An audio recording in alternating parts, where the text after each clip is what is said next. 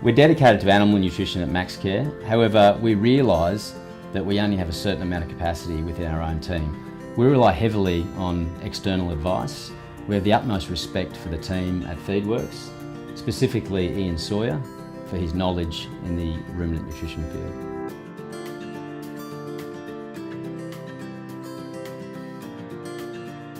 I'm an animal nutritionist. I've been operating as an animal nutritionist since 1987. I've operated across both monogastric and ruminant sectors in that time and across a whole range of species. If we start talking about calf nutrition, it's probably the only creature around that actually goes through both a monogastric and a ruminant phase.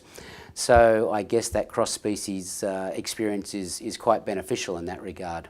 Myself and my colleague Dave operate out of Feedworks, which is an animal nutrition and advisory business, and we operate across a number of sectors there as well, both monogastric and nutrition. So being able to chat with the guys at Maxim and bring some sort of cross-species experience to those discussions has been fun for all of us, I think. Young animal nutrition, young ruminant nutrition in this country remains an area of what I would describe unrealised potential. That's probably a two-edged comment, if you will. It probably is a statement that some of the things that we're doing at the moment and up to this stage have been less than perfect, and there's a lot of upside for us yet to capture. But it offers us the opportunity for much better whole-of-life productivity to be created through the manner in which we feed young animals through the early stages, those pre-ruminant stages in particular, stages of life. It would be fair to say that we probably haven't captured all of the knowledge that has been created through the monogastric sectors, particularly young swine nutrition, which has some crossover to young calf and lamb nutrition. We haven't captured all of that value and put it in place in calf nutrition to the best manner that we may have done so. We haven't taken all the lessons that we could have around feed digestibility, whole of life health creation, programming of production capacity through the early stages of life. We haven't even really taken simple lessons on what is efficient gain and what real low cost per kg of weight gain looks like. A lot of people will simply say, if I spend no money, it's cheap.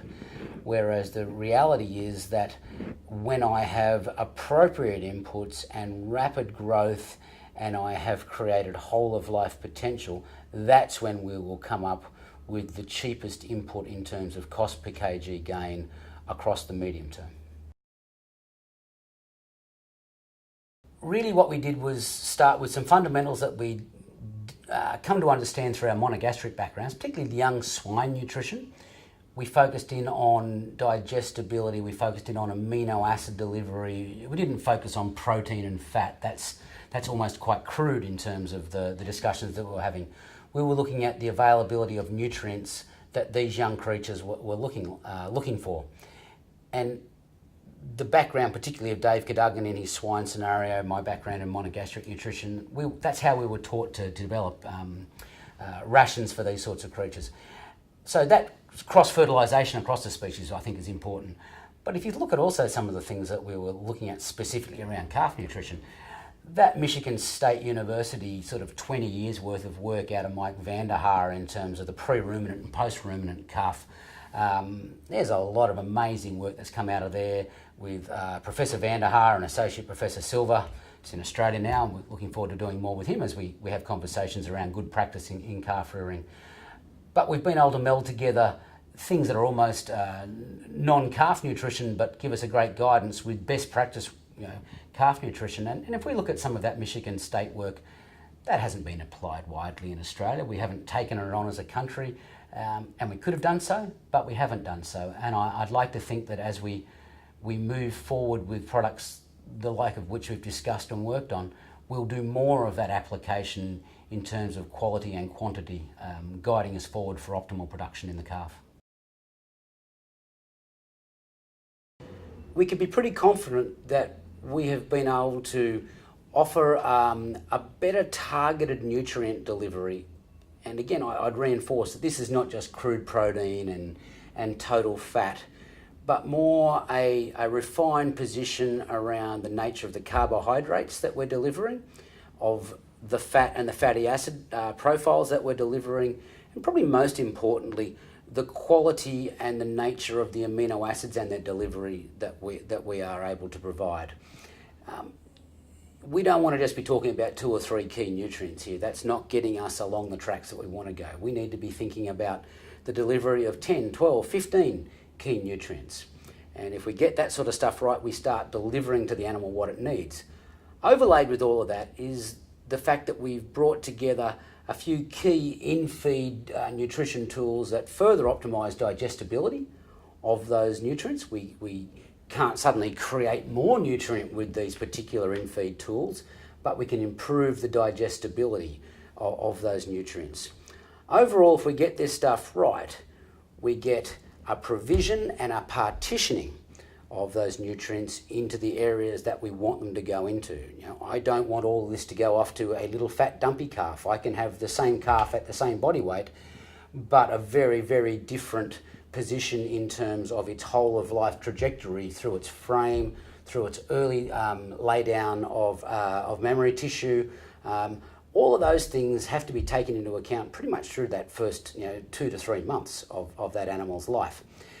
If we get all of those things right, we have an animal that's growing well, it's growing rapidly, it's growing the right sorts of body tissue, and it's also not getting sick.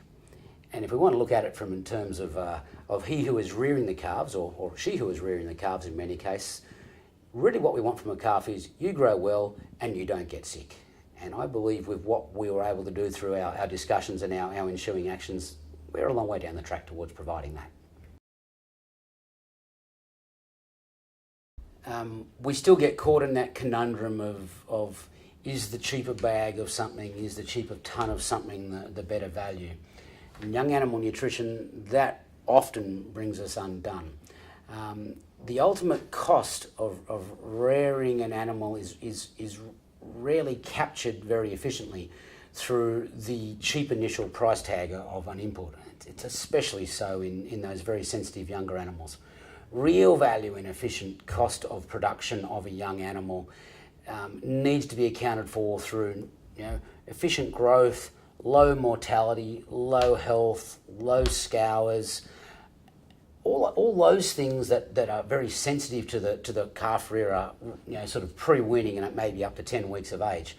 So even at that short period over that short period of time, real value has to account for those things.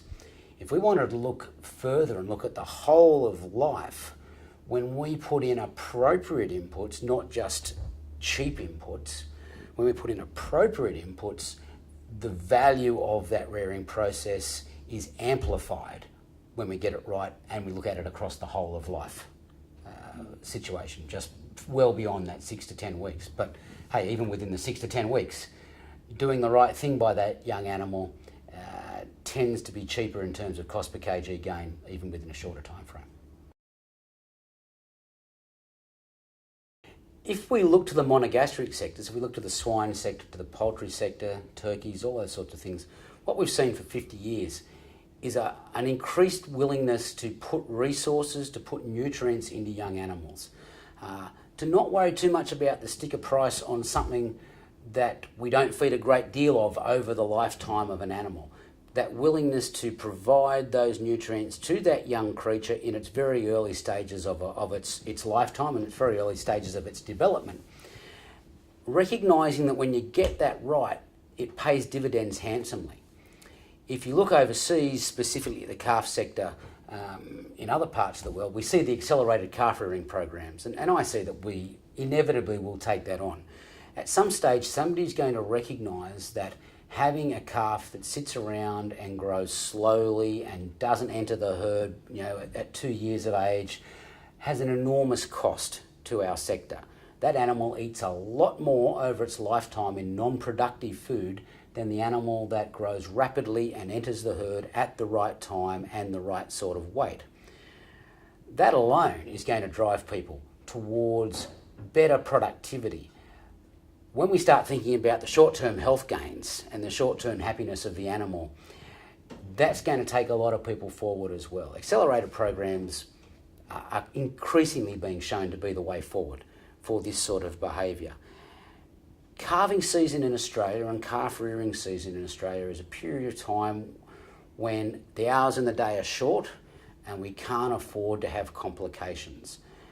If we can have animals that are growing well, that are not struggling with health issues, and get to the bus on time, if you will, in terms of getting into the herd, well down the track, but making the bus on time, we are going to see that as the way forward for our young sector. And the monogastric sector just shows that, swine feeds, creep feeds, weaner feeds are very expensive feeds to manufacture.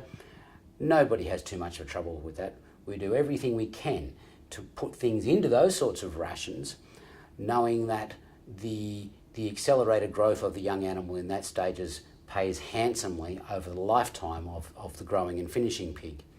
I believe that young calf nutrition will follow a similar sort of vein. Feedworks has probably developed with a reputation as a set of specialists around animal nutrition. Inevitably, what happens when you deal in animal nutrition in a given sector, you become somewhat of a production specialist broadly in that sector. So somebody says, you're a dairy nutritionist. Yes, but I'd also like to think that I understand the dairy production system fairly effectively, and my colleague Dave Cadogan understands the swine production system effectively, and our other colleague Stuart understands the poultry production system fairly effectively. So we deal in a number of sectors, pretty much every animal production sector, monogastric and nutrition and ruminant that occurs in Australia. And while we have a really solid background in those nutrition aspects, we'd like to be able to do more than just that in our discussions, because if we want to apply the nutritional tools that we work with day to day, and we wish to position them as effectively as we can, we need to know things more broadly. So if we think about operating more broadly across a range of animal production spheres and the approach that we take to sort of having broad knowledge within each sphere, that sees us trying to develop an understanding of what the likely demands are going to be for the next nutritional step. That might be, how do we deal with antimicrobial resistance and the need for different styles of approaches to animal health that are not going to see the risk of antimicrobial resistance being promoted across the animal sector that it can impact on human sectors. But it might also see how us, with a real interest in how we manage big data around capture of information across poultry and swine sectors that allow people to more accurately deliver feeds of an appropriate nutritional type. In the dairy sector, it might see us trying very, very hard to integrate purchase feed inputs into a grazing forage-based system, so our understanding of the forage base is right up there with our understanding of the pure nutrition. And that broader sector understanding is what makes people relevant. It makes it much more likely that our delivery of information will be accurate, appropriate, and give people good marginal responses. One of the great things that we sort of enjoy at Feedworks and that we bounce off each other is that we're operating across these different sectors. I started my life as a poultry nutritionist, and Stuart remains very heavily tied up in the poultry sector. And Dave is very skilled and experienced in swine. But we all take learnings from different sectors and transfer information from here to here and there to there. And that cross-fertilisation is both stimulating, enjoyable, but important for all of our sectors to move forward. We consistently take things, for instance, from the monogastric sector into the ruminant sphere, and calf milk replacers is a classic example of that.